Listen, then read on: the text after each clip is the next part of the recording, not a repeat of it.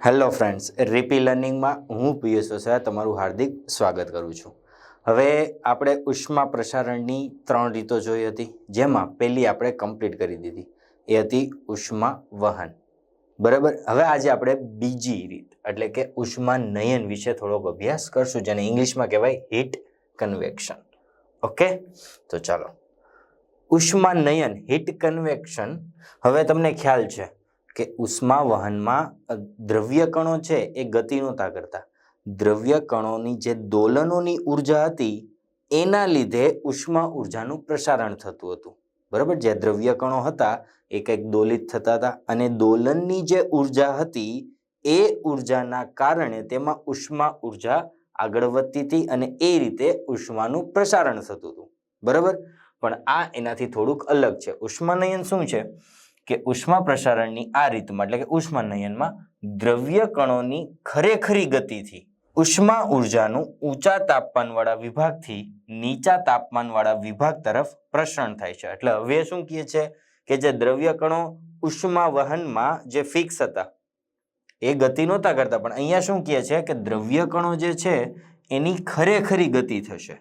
એટલે સાચે જ એની ગતિ થશે અને ઊંચા તાપમાનવાળા વિભાગથી નીચા તાપમાનવાળા વિભાગમાં જઈને ઉષ્માનું પ્રસારણ કરશે. ઓકે. ઉષ્માનયનની ઘટનામાં ઉષ્મા વહનની જેમ કોઈ સરળ સમીકરણો મળતા નથી. તમને ખ્યાલ છે કે ઉષ્મા વહનમાં આપણે ઉષ્મીય પ્રવાહનું સમીકરણ મળેલું હતું, ત્યારબાદ આપણે ઉષ્મીય અવરોધોના જોડાણ જોયા અને એના પણ સમીકરણો એકદમ સિમ્પલી વેમાં મળતા હતા.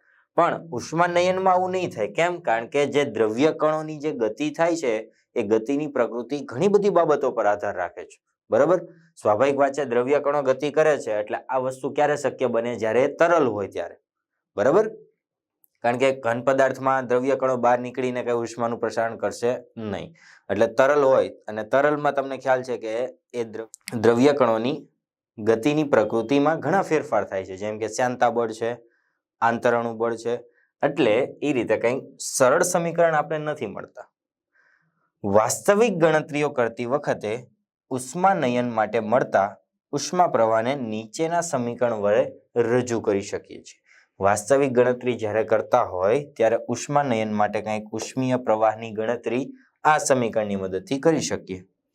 Capital H is equal two small h into A into delta T. જ્યાં H શું છે તો કે ઉષ્માનયનનો અચળાંક છે. બરાબર. Coefficient of convection. એ સપાટીનું ક્ષેત્રફળ. તમને ખ્યાલ છે મોટી ક્ષેત્રફળ ધરાવતી સપાટી હોય તે ઉષ્માનું પ્રસારણ જલ્દીથી કરશે. તમને ખ્યાલ છે કે તમને કપમાં ચા આપવામાં આવે અને રકાબીમાં આપવામાં આવે તો રકાબીમાં ચા જલ્દીથી ઠંડી થઈ જાય છે. તો ક્ષેત્રફળ વધી ગયું તેમ ઉષ્માનું પ્રસારણ પણ ખૂબ ઝડપથી થાય છે. ડેલ્ટા ટી તાપમાનના ફેરફારના સમપ્રમાણમાં છે. કંઈક આ રીતનું સમીકરણ છે. શું છે? જ્યારે ઉષ્માનયનમાં મળતા જે ઉષ્મા પ્રવાહ છે એની ગણતરી કંઈક આ સમીકરણની મદદથી થાય છે, H એ ડેલ્ટા ટી. આગળ જોઈએ ઉષ્માનયનના પ્રકારો. તો ઉષ્માનયનના કુલ 2 પ્રકાર છે, પ્રાકૃતિક ઉષ્માનયન અને પ્રેરિત ઉષ્માનયન. જેમાં આપણે પહેલું છે પ્રાકૃતિક ઉષ્માનયન, નેચરલ કન્વેક્શન. માત્ર ઘનતાના તફાવતને લીધે થતા ઉષ્માના પ્રસારણને આપણે પ્રાકૃતિક ઉષ્માનયન કહીએ છીએ. આવી ઘનતાનો તફાવત તાપમાનના તફાવતને લીધે તરલ માધ્યમમાં ઉદ્ભવે. તમને ખ્યાલ છે કે હું તાપમાનમાં ફેરફાર કરું તો કંઈક કદમાં પણ ફેરફાર થાય અને કદમાં ફેરફાર થાય તો દળના છેદમાં કદ એટલે કે ઘનતામાં પણ ફેરફાર થાય. બરાબર. એટલે આપણે કીધું કે માત્ર ઘનતાના તફાવતને લીધે થતા ઉષ્માના પ્રસારણને પ્રાકૃતિક ઉષ્માનયન કહે છે. અને આવી ઘનતાનો તફાવત તાપમાનના તફાવતને લીધે તરલ માધ્યમમાં ઉદ્ભવે છે. તો મેં તમને પહેલા કીધું કે તરલ માધ્યમ હોવું જોઈએ. બરાબર છે. જેમ કે પાણી છે અને હવા છે, જેને આપણે તરલ કહીએ છીએ. ઓકે. તો પ્રાકૃતિક ઉષ્માનયન કયા કયા? તો પહેલું છે એમાં ચોમાસું, બીજું છે પારંપરિક પવન, ટ્રેડ વાઇન્ડ. તો આના વિશે તમે NCERT માં બહુ વિસ્તૃતથી ભણી જ ગયેલા છો. એટલે આમાં કંઈ જીનીટમાં આનો બહુ એટલો બધો ખાસ ઉપયોગ નથી, પણ તમને એમ ન થાય કે રહી ગયું એટલે હું ઉપર છેલ્લી માહિતી આપી દઉં છું. તમને ખ્યાલ છે આપણી આ પૃથ્વી છે. પૃથ્વીમાં અહીં છે વિષુવવૃત્ત, અહીં છે ધ્રુવ પ્રદેશ. હવે સૂર્ય તરફથી જે ઉષ્મા ઉર્જા આવે છે એ સમગ્ર પૃથ્વી પર સમાન રીતે વિતરિત નથી. તમને ખ્યાલ છે ધ્રુવ પ્રદેશો ઠંડો પ્રદેશ છે, ત્યાં ઓછા પ્રમાણમાં ઉષ્મા ઉર્જા મળે છે, જ્યારે વિષુવવૃત્તમાં વધારે પ્રમાણમાં મળે છે, એટલે આ ગરમ પ્રદેશ છે. બરાબર છે. તો ગરમ પ્રદેશોમાં જે વાતાવરણ રહેલું છે એ ગરમ હોવાનું, ધેટ મીન્સ વાતાવરણ એ ધ્રુવ પ્રદેશોના કમ્પેરિઝનમાં કંઈક ઊંચા તાપમાને હોવાનું, અને ધ્રુવ પ્રદેશ સાથે સંકળાયેલી હવા કંઈક ઠંડુ વાતાવરણ ધરાવશે, એટલે ઉષ્માનયન પ્રવાહ રચાશે. બરાબર. તો હવે અહીંથી ધ્રુવ પ્રદેશો તરફ કંઈક પવન જશે, તો વિષુવવૃત્ત પ્રદેશથી ધ્રુવ પ્રદેશો તરફ કંઈક ઉષ્માનયનના પ્રવાહ રચાશે. બરાબર. અને અમુક ધારાઓ પાછી નીચે એટલે કે પુનઃ વિષુવવૃત્ત પાસે ફરીથી આવશે, પુનઃ વિષુવવૃત્ત પર આવશે. પણ ધ્રુવ પ્રદેશોથી આવે છે, પૃથ્વી આપણી ભ્રમણ કરે છે, એટલે ઉત્તર ગોળાર્ધમાંથી આવતા પવનો જાણે કે ઉત્તર પૂર્વમાંથી આવે છે એ રીતે વિષુવવૃત્ત પર પહોંચે છે, અને દક્ષિણ ગોળાર્ધ અહીંયા પણ એક ધ્રુવ પ્રદેશ હશે, ત્યાં પણ આ જ પ્રોસેસ થશે. તો ત્યાંથી આવતા જે પવન હશે તે આપને દક્ષિણ પશ્ચિમમાંથી આવતા હોય એ રીતે મેળવાય. તો આને આપણે કહીએ છીએ પારંપરિક પવન, જેનો ઉપયોગ આજે પવન આવે છે તેનો આપણે ઉપયોગ સમુદ્રમાં દિશાઓ શોધવા માટે ઉપયોગ થતો હતો, એટલે આપણે એને પારંપરિક પવન કહીએ છીએ. બરાબર છે. બહુ વધારે આ ઉપયોગમાં નહોતું, પણ તમને થાય નહીં એટલે કહી દીધું. ત્રીજું છે સામૂહિક અને ભૂપવનો. તો તમને ખ્યાલ છે કે દિવસ દરમિયાન આ મારી પાસે છે સમુદ્ર અને આ છે જમીન. તમને ખ્યાલ છે દિવસ દરમિયાન જમીનની ઉષ્માવાહકતા સમુદ્રના કમ્પેરિઝનમાં સાપેક્ષે ઓછી હોય છે. બરાબર છે. દિવસ દરમિયાન જમીનની ઉષ્માવાહકતા સમુદ્રની સાપેક્ષે ઓછી હોય છે. બરાબર. એટલે જમીન કંઈક વધારે પ્રમાણમાં ઉષ્માનું ગ્રહણ કરશે, એટલે કે સૂર્યની આ ગરમી આવશે એના લીધે જમીન વધુ ગરમ થશે. જમીન વધુ ગરમ થવાના કારણે તેની સાથે સંકળાયેલી જે આ બધું હવા છે એ પણ ગરમ થશે. ગરમ થશે એટલે પાતળી બનશે. પાતળી બની એટલે ઘનતા ઓછી થઈ, અને પાતળી બનશે ને એ અહીંયા ઉપરની તરફ ગતિ કરશે. સમજાય છે? શું કર્યું કે દિવસ દરમિયાન આ જે સૂર્યપ્રકાશ છે તેના કારણે જમીનની તાપમાનમાં કંઈક વધારો થશે. બરાબર. સમુદ્રની સપાટીની સાપેક્ષે જમીનની સપાટી વધારે ગરમ હશે, એટલે એની સાથે જે સંકળાયેલું આ વાતાવરણ છે એ પણ કંઈક ગરમ થશે, અને ગરમ થવાના કારણે એ હવા પાતળી બનશે. પાતળી બની એટલે ઘનતામાં ઘટાડો થયો, એટલે ઉપરની તરફ જશે. સમજાય છે? જ્યારે કે સૂર્યની ગરમીના કારણે આ જમીનનું તાપમાન સમુદ્રની સાપેક્ષે વધારે હશે, કારણ કે ઉષ્માવાહકતાનો ફેરફાર છે બંને વચ્ચે. હવે જમીન વધારે ગરમ હશે તો તેની સાથે સંકળાયેલી હવા પણ વધારે ગરમ હશે, અને ગરમ હવા હશે તો એના લીધે એ પાતળી બનશે. પાતળી બનીને ઉપરની તરફ ગતિ કરશે, કારણ કે ઘનતામાં ઘટાડો થાય. આ જે જગ્યા ખાલી પડી એ આ ઠંડી હવા ત્યાં આવીને ભરી દેશે. બરાબર. એટલે એ રીતના કમ્પ્લીટ આ સાયકલ શરૂ રહેશે. સમજાણું? એટલે તમને જો અહીંથી કેમ લાગે છે કે સમુદ્ર તરફી પવન, સમુદ્રથી જમીન તરફ પવન આવે છે. જો દેખાય છે?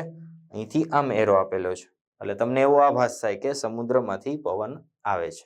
અને રાત્રિના સમયમાં જમીનની સપાટી સમુદ્રની સપાટી કરતા વધારે ઠંડી હશે. ફરીથી રાત્રિના સમયમાં જે જમીનની સાથે સંકળાયેલી હવા હશે એ સમુદ્ર સાથે સંકળાયેલી હવા કરતા ઓછી ઠંડી હશે.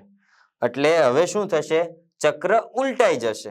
એટલે હવે અહીંયા ગરમ ભાગ થઈ ગયો, એટલે આની હવા પતલી બની એ ઉપરની તરફ જશે, અને આ જગ્યા જે ખાલી પડી છે એ આ હવા આવીને અહીંયા ભરી દેશે અને એ રીતે ચક્ર શરૂ રહેશે. પણ દિવસ દરમિયાન જે ચક્ર હતું એના કરતા ચક્ર ઉલટાઈ જશે. બરાબર, તો આ રીતે કંઈક ઉષ્માનયનનો આનો ભાગ ખરો. બરાબર, કારણ કે ઓવરઓલ બધું થયું કેના કારણે? ઘનતાના તફાવતને કારણે. આપણે એ જ કીધું ને કે ઘનતાના તફાવતને લીધે થતા ઉષ્માના પ્રસરણને આપણે પ્રાકૃતિક ઉષ્માનયન કહીએ છીએ. એકદમ કોન્સેપ્ટ ક્લિયર થઈ ગયો ને? ચાલો, તો પ્રાકૃતિક ઉષ્માનયન માટે લોરેન્ઝ લેંગમ્યુરનો શીતનનો નિયમ છે. બરાબર, જેની કોઈ સાબિતી નથી, ડાયરેક્ટ યાદ જ રાખવાનું છે કે minus delta T by DT આ તાપમાનનો ટી છે. બરાબર, એટલે અહીંયા તાપમાનમાં થતા ઘટાડાનો દર એ T minus TS raise to 5/4 આના કંઈક સમપ્રમાણમાં છે. તો શું છે? જ્યાં D capital T by small DT is equal to પદાર્થના તાપમાનમાં થતો ઘટાડાનો દર, જે મેં લખી દીધું છે. કેપિટલ ટી પદાર્થનું તાપમાન ને ટીએસ પરિસરનું તાપમાન. ઓકે, તો આની કોઈ સાબિતી નથી, આ તમારે યાદ જ રાખવાનું રહેશે. બરાબર, તો હવે આપણે ઉષ્માનયનના પ્રકારનો બીજો પ્રકાર પ્રેરિત ઉષ્માનયન. બરાબર, એટલે કંઈક આપણે પ્રેરણા આપશું, મોટિવેટ કરશું. બરાબર, સંદીપ મહેશ્વરની જેમ આસાન હે, પછી એ ક્યાંક બીજે મોટિવેટ થતો હોય. ચાલો, બીજું છે પ્રેરિત ઉષ્માનયન. એટલે આપણે હવે માનવ સર્જિત જે હશે એ જોઈશું કે જ્યારે તરલ માધ્યમમાં ઉષ્માનું પ્રસારણ ભેળક દ્વારા થાય. બરાબર, આ મમરાવાળી ભેળ નથી. ભેળક બીજું કાંઈ નથી. હવે તમે જ્યારે રસોઈ બનાવતા હોય, બોયઝ તો નહીં બનાવતા હોય, ગર્લ્સે જો કે હવે તો ક્યાં બહુ ઓછું થઈ ગયું બનાવવાનું, પણ અમુક લોકો હજી પણ છે જેને કુકિંગ કરવું ગમે છે, તો એ લોકોની વાત કરીએ.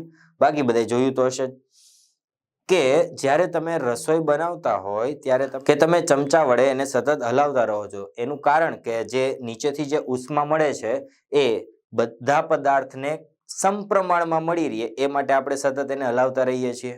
બરાબર છે ને? આપણે શું એમનેમ રહેવા દઈએ તો નીચેનો ભાગ હશે એ બળી જશે, ઉપરનો એમનેમ એઝ ઇટ ઇઝ રહેશે. એટલે આપણે શું ઘણી હલાવ્યા કરીએ એટલે બધો ખોરાક હોય એને પરફેક્ટ ઉષ્મા સમપ્રમાણમાં મળી રહે. ઓકે, તો અહીં એવું જ કંઈક છે કે તરલ માધ્યમમાં ઉષ્માનું પ્રસરણ ભેળક દ્વારા થાય તો તેવા ઉષ્મા પ્રસરણને પ્રેરિત ઉષ્માનયન કહીએ. એ એક પ્રકારનું એવું ભેળક જ આવશે. તમારે 11માં પ્રેક્ટિકલ હોય તો એમાં તમને ભેળક એક પ્રકારની એવી નાની એવી રચના છે, એના દ્વારા તમને ખ્યાલ આવી શકે. તો પ્રેરિત ઉષ્માનયન માટે ન્યૂટનનો શીતનનો નિયમ. બરાબર, મોસ્ટ આઈએમપી છે. આના રિલેટેડ એમસીક્યુ પણ ઘણા પૂછાઈ ચૂકેલા છે. એટલે ઉષ્માનયનના પ્રકારમાં જે પ્રેરિત ઉષ્માનયન છે તેનો ન્યૂટનનો શીતનનો નિયમ ખૂબ જ ઉપયોગી, મહત્વનો અને એમસીક્યુની દ્રષ્ટિએ પણ મહત્વનો છે કે પદાર્થનો ઉષ્મા ગુમાવવાનો દર અને તેથી ઠંડા પડવાનો દર બંને એક જ થાય.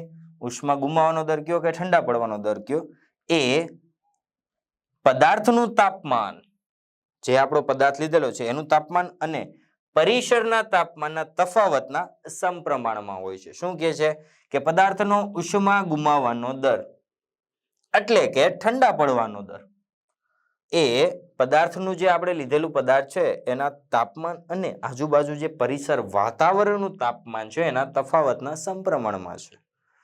તો આ રીતે હું લખી શકું. આ શું છે કે ઉષ્મા ગુમાવવાનો દર.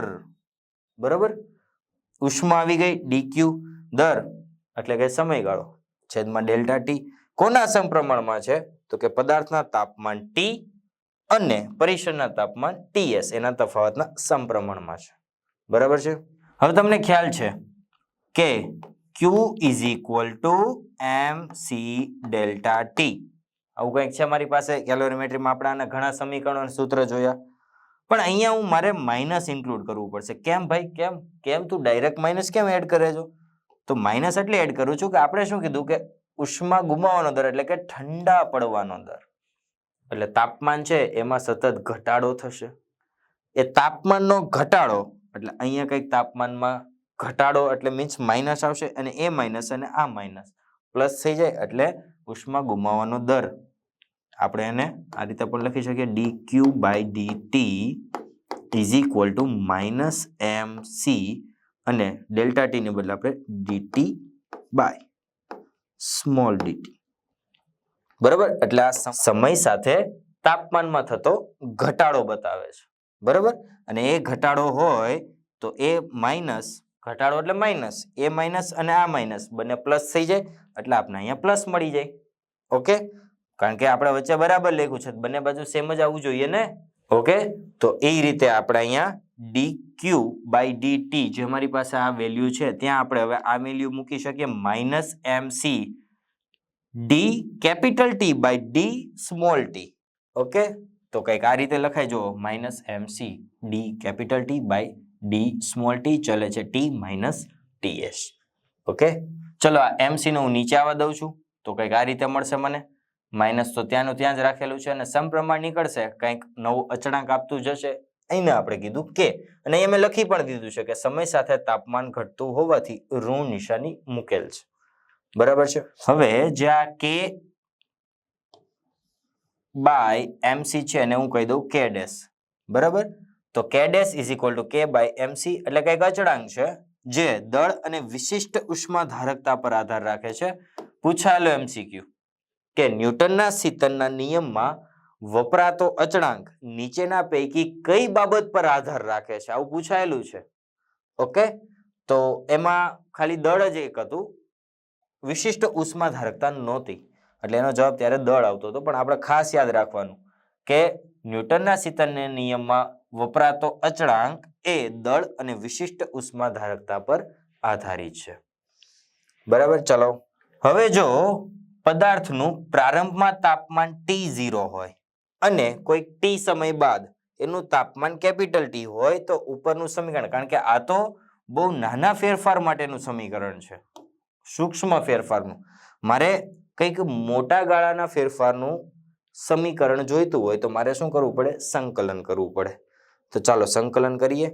પણ સંકલન કરતા પહેલા આપણી પાસે કેપિટલ T છે અને અહીંયા કેપિટલ T છે, તો કેપિટલ T વાળા હું એક બાજુ રાખી દઉં છું, બીજી બાજુ એના સિવાયના રાખું છું. તો આ dt સામે આવી જશે અને કેપિટલ T વાળા જે પદ છે એને નીચે લઈ લઉં છું. તો કંઈક મને આ રીતે મળશે કે 1 by t minus ts dt capital T is equal to આ માઇનસ આ બાજુ લઈ લો તો માઇનસ k ડેશ અને આ સ્મોલ dt સામે ગુણી દીધું છે. બરાબર, સંકલન આપીને લિમિટ આપી દીધી, કારણ કે આપણે અહીંયા લિમિટ કીધેલી છે કે T0 થી T તાપમાને, T0 થી T તાપમાને લઈ જાય. બરાબર, અને કયા સમયે? તો પ્રારંભનો સમય ધારો કે હું 0 કહી દઉં અને t સમય કીધું છે તો અહીંયા આવશે સ્મોલ t. ઓકે, મેથ્સ વાળાને તો ડાયરેક્ટ સમજ પડી ગઈ છે, બાયો વાળાને ન સમજ પડી હોય તો શાંતિથી ફરીથી એકવાર જુઓ, અને તો પણ કંઈ તકલીફ જણાય તો કોન્ટેક્ટ કરજો બિંદાસ. તો મને કંઈક આ રીતનું મળે છે. હવે તમને ખ્યાલ છે કે સંકલનમાં 1/x dx હોય તો ln x આવે અને dx ખાલી આવું સંકલન હોય તો x આવે. બરાબર, આ સૂત્ર છે સંકલનના. તો એ મુજબ ચાલો અહીંયા મૂકું તો આ 1 આખું x જ લઈ લઉં છું, 1 આખું x લઉં તો થઈ જશે ln, આ કાઉન્સ લઈ લો t માઇનસ ts. હજી મેં લિમિટ નથી મૂકી, લિમિટ અહીંયા હું પછી મૂકીશ. શું છે લિમિટ? t થી t0. લિમિટ શું છે? t0 થી t, t0 થી t is equal two minus કે તો હતું જ, અને સંકલનમાં dt તો એનું થશે ખાલી t આ મુજબ. ઓકે, લિમિટ 0 થી t એઝ ઇટ ઇઝ રાખું. તમને ખ્યાલ છે upper limit minus lower limit, તો એ પણ મૂકી દઉં. તો પહેલા અપર લિમિટ મૂકું છું તો આ t ની બદલે આવશે ખાલી t minus ts minus ln, હવે આ મૂકું t0 minus ts is equal to k dash તો હતું જ, upper limit t minus 0. Okay, સરળ સંકલન છે એટલે મેથ્સ વાળાને તો બહુ વાંધો નહીં આવે, પણ બાયો વાળાએ શાંતિથી એક વખત જોવાનું, અને એક પછી એક સ્ટેપ મેં સ્કીપ નથી કર્યા અને બધા સ્ટેપ લખેલા છે, એટલે શું છે કે તમે અટવાવ નહીં. બરાબર, હવે અહીંયા જુઓ ln માઇનસ ln એટલે તમને ખ્યાલ છે કે ln એટલે કે લોગમાં જે સમીકરણો ને સૂત્રો લાગુ પડે, જે ગુણધર્મો હોય એ જ ln ના હોય, તો ln x હોય માઇનસ ln y હોય તો આપણે ln x બાય y લખી શકીએ. બરાબર છે, તો અહીંયા એવું જ છે ને, ln કંઈક કૌંસમાં આને હું x કહી દઉં, માઇનસ ln આને હું y કહી દઉં, તો મને શું મળે કે ln t minus ts minus t0 minus ts is equal two minus k dash t. આવું કંઈક મળશે મને. આ જે ગુણધર્મ હતો મેં અહીંયા લાગુ પાડ્યો છે. હવે ln નીકળે, ln મારે કાઢવું હોય તો ln નીકળે તો આ સામેનું પદ છે ઈ ના ફોર્મમાં આવી જાય. આ બધા રૂલ્સ જ છે, મેથેમેટિકલ રૂલ્સ છે, એટલે હું એમાં તમને વધારે એક્સપ્લેનેશન ના આપી શકું, પણ આવા રૂલ્સ ખરા. લોગ નીકળવો હોય તો લોગનો જે બેઝ ઈ હોય એ સામેની તરફ આવે, એટલે હું તો એ રીતે યાદ રાખતો કે લોગ નીકળે અને આને આમ ધક્કો મારતો જાય એટલે આ છે ઈ ની ઉપર ચડી જાય, જે અહીંયા સામે હોય ને એ ઈ ની ઉપર આવી જાય. તો હવે શું બચ્યું મારી પાસે? t માઇનસ ts છેદમાં t0 minus ts is equal to e raise to minus k dash t. Okay, આવું કંઈક મને મળે છે. ચલો, મારે આ કેપિટલ ટી ની વેલ્યુ જોઈએ છે, બરાબર? કે ભાઈ અંતિમ તાપમાન શું છે એ મારે જોઈએ છે. તો હું શું કરીશ, આ કૌંસને સામેની તરફ ગુણી દઉં છું પહેલા, તો મળશે મને t minus ts is equal to e minus kt તો હતું જ, અને સામે ગુણી જાય તો t0 માઇનસ ts આવું બચશે. અને t ને કરતા બનાવું છું તો આ પદ જે માઇનસ ts વાળું પદ છે એ સામેની તરફ જાય તો એ થઈ જશે પ્લસ, એટલે t is equal to e raise to minus k dash t, t0 minus ts, અને આ ts વાળું પદ સામે એટલે પ્લસ ts આવું મળે. આ ખાસ યાદ રાખજો, બરાબર? તો ફાઇનલી મને કંઈક આવું સમીકરણ મળે છે.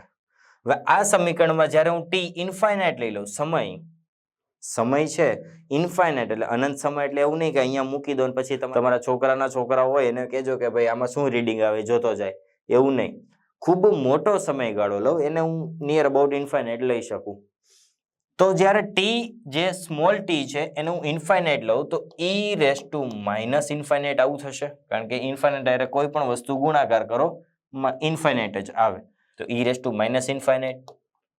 આને હું એમ લખી શકું 1 બાય ઇન્ફાઇનાઇટ. હવે e રેઝ ટુ ઇન્ફાઇનાઇટ એટલે 1 માઇનસ ઇન્ફાઇનાઇટ, અને 1 બાય ઇન્ફાઇનાઇટ એટલે તો 0 થાય. સમજાણું? તો આને હું 0 કહી દઉં, આખાને હું 0 કહી દઉં, તો એ 0 અને આ કૌંસ બે ગુણાકાર થાય તો 0 જ બની જાય, તો t is equal two ts મળે મને. તો t is equal two ts મળે. આમ પદાર્થનું જે તાપમાન છે એ સમય સાથે ચરઘાતાંકીય રીતે ઘટે છે તો ફિક્સ છે, પણ ચરઘાતાંકીય રીતે ઘટે છે, જેને હું ગ્રાફિકલી આ રીતે બતાવી શકું. y અક્ષ પર લઉં છું કેપિટલ T એટલે કે તાપમાન, x અક્ષ પર લઉં છું સમય. પછી અહીંથી તાપમાનમાં ઘટાડો થાય છે અને અનંત સમય માટે એ કંઈક ts જેટલું વેલ્યુ ધરાવે છે, જેને અહીંયા મેં સિમ્પલી લાઈન વડે બતાવ્યું છે, બરાબર? ગ્રાફ પણ પૂછાયેલો છે સાહેબ, હું તમને હંમેશા કહેતો આવું છું, સૂત્રની માત્ર સૂત્ર નહીં પણ ગ્રાફની પણ તમે પ્રિપરેશન કરો, એટલે તમે જે બુક બનાવેલી હોય સૂત્રની એમાં તમે ગ્રાફ પણ રફલી ડ્રો કરી દો. હવે હું ln t minus ts versus t નો આલેખ, આ સમીકરણ મારી પાસે હતું જ, ખ્યાલ છે ને? આગળનું આપણે કંઈક સમીકરણ મેળવું એમાં આ રીતનું હતું, ત્યાં મેં તમને ln નો માઇનસ વાળો રૂલ્સ બતાવ્યો તો એ જ સમીકરણ છે. એ સમીકરણ પરથી મારે આનો આલેખ મેળવવો છે, ln t માઇનસ ts, એટલે આને હું એમ y અક્ષ પર લઉં અને સામે આ t આને મારે x અક્ષ પર લેવાનો છે. તો મારે આને કરતા બનાવવો પડે, કારણ કે y આ જે છે આ શું બતાવે, y વર્સિસ x નો આલેખ બતાવે ને, તો y અક્ષ પર મારે આ લેવાનું છે ln t માઇનસ ts, એટલે કે આ. તો આને મારે કરતા બનાવવો પડે. ચલો એને કરતા બનાવું તો આ પદ સામેની તરફ જશે, તો minus k dash t plus ln t0 minus ts આવું કંઈક મળે. જો આ એઝ ઇટ ઇઝ રહ્યું, અને આ પદને મેં સામેની તરફ લીધું, આવું થઈ ગયું. માઇનસ k ડેશ t તો હતું જ.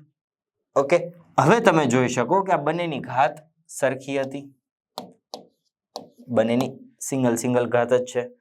તો આલેખ મને કંઈક સુરેખ મળશે, અને સુરેખ આલેખનું સમીકરણ છે મારી પાસે y બરાબર mx પ્લસ c.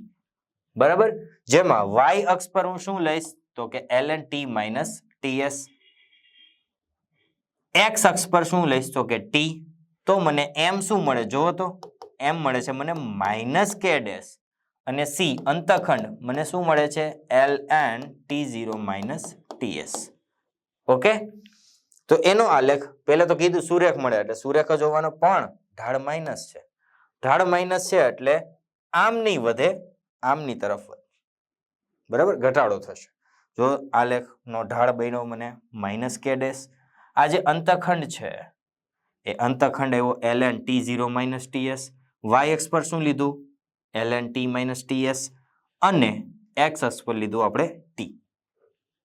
તો આલેખ પણ ખાસ મોઢે કરવાનો, આ પણ પૂછાયેલો છે એટલે હું તમને સતત કહેતો આવું છું કે જો ક્યાંય ગણતરીમાં સ્ટેપ્સ ચૂકાઈ ગયા હોય તો ફરીથી રિવાઇન્ડ કરીને જોવો, તો પણ કોઈ સ્ટેપમાં ભૂલ પડી ગઈ હોય અને સમજ ન પડી હોય તો ચોક્કસથી અમારો સંપર્ક કરો. તો અહીંયા આપણે ઉષ્માનયનનો બીજો પ્રકાર એટલે કે ઉષ્માનયન વિશે કમ્પ્લીટ ભણી ગયા, જેમાં આપણે એના પ્રકારો જોયા, પણ સૌથી વધારે ઇમ્પોર્ટન્ટ થિયરી ન્યૂટનના શીતનનો નિયમ, જેના રિલેટેડ MCQ બહુ સારા એવા પ્રમાણમાં પૂછાય છે. તો ખાસ એ મોઢે કરો. આગળનું છે એને માત્ર કન્સેપ્ટ ક્લિયર રાખો, જે સૂત્ર છે એને વારંવાર રિપીટ કરો, અને જાતે એક વખત જે સંકલન કરેલું હતું એ ખાસ જાતે એક વખત ટ્રાય કરો. એટલે શું છે કે તમને જો આગળ પાછળ ક્યારે t0 લેવો ક્યારે ts, એમાં પણ આગળ પાછળ થઈ ગયું જવાબ માઇનસ આવશે, જે ભૂલ પડશે. બરાબર, એટલે હું તમને સતત કહેતો આવું છું કે તમે સતત ને સતત રિવાઇઝ કરતા રહો. ઓકે, તો હંમેશા લખતા રહો, વાંચતા રહો. Always keep smiling. All the very best.